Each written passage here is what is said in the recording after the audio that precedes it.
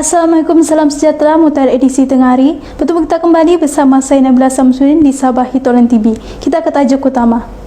Polis lepas tembakan selepas hampir dirempus suspek. Jabatan gantung usang diperbaiki. Aplikasi pengantaran makanan halal terbaru Sabah. Yang amat berbahagia, Datin Seri Panglima Haji Julia Salak, isteri kepada Ketua Menteri Sabah, merangkap Yang di-Pertua Mutiara GRS, telah menerima kunjungan hormat daripada Jawatan Kuasa Program Kepimpinan dan Keusahanan Wanita sepenuh Sabah International Business Summit 2022, anjuran Kementerian Pembangunan Masyarakat dan Kesejahteraan Rakyat. Program yang berlangsung pada 18 Januari di Meglan Sutra itu adalah bersempena CB 2022. Pengurusi program Puan Haja Maimah Jimenez berkata, program itu akan berlangsung selama sehari dan aktiviti pagi adalah seperti forum dan ceramah yang mengenai keusahanan, dan manakala aktiviti petang pula adalah aktiviti santai yang juga berkenai keusahanan. Selain itu, beliau juga amat mengalu-alukan kehadiran bagi mereka yang bukan sahaja peminat tentang keusahanan, manakala orang ramai juga dialu-alukan kerana terdapat berbagai pameran dan jualan dilakukan.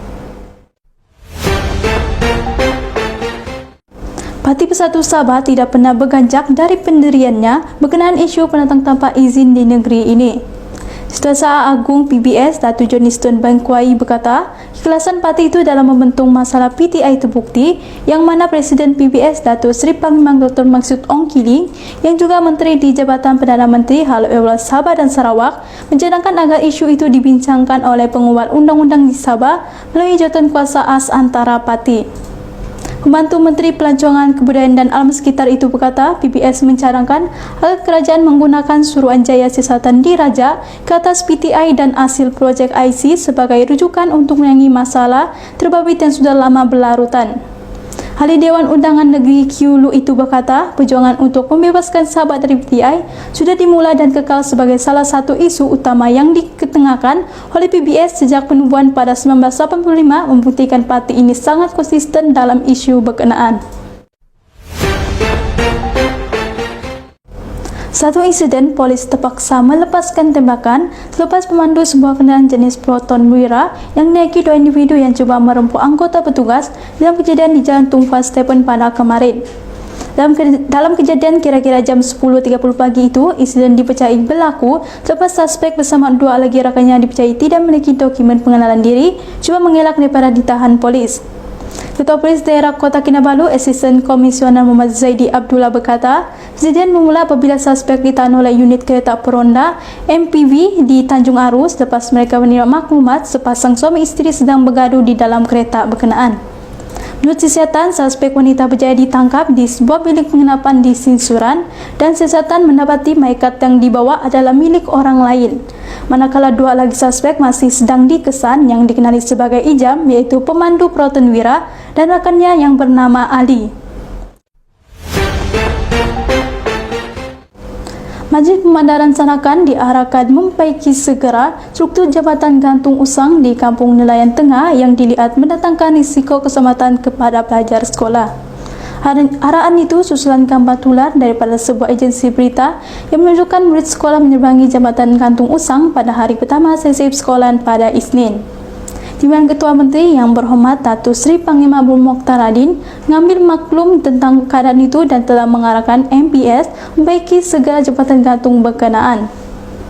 Dia berkata, kemudahan infrastruktur seperti jabatan gantung usang untuk murid sekolah diberangi ke Sekolah Kebangsaan Sibuka Besar penting sebegitu tidak sepatutnya dibiarkan tanpa ada penyelerangan, kerana itu adalah laluan pelajar menuju ke sekolah, maka kerja-kerja perbaikan perlu disegerakan demi keselamatan pelajar.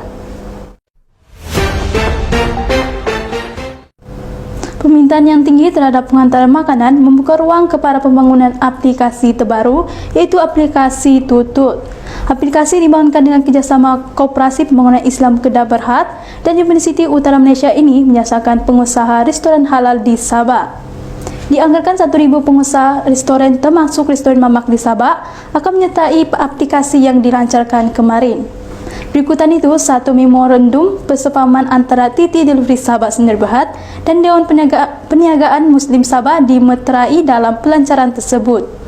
Mana-mana individu yang ingin menjadi penghantar makanan Tutut boleh menyertai pasukan TT Delivery Sabah dan aplikasi Tutut ini boleh dimuat naik menerusi Play Store. Cubaan meredup masuk rokok daripada negara jiran berjaya ditumpaskan menerusi rampasan rokok bernilai 8.7 juta di Jalan Kampung Iban, Merotai pada kemarin. Rampasan yang dilakukan melalui kontraban itu dilakukan oleh anggota Batalion Papas Pasukan Gerakan AM kira-kira pukul 10 pagi.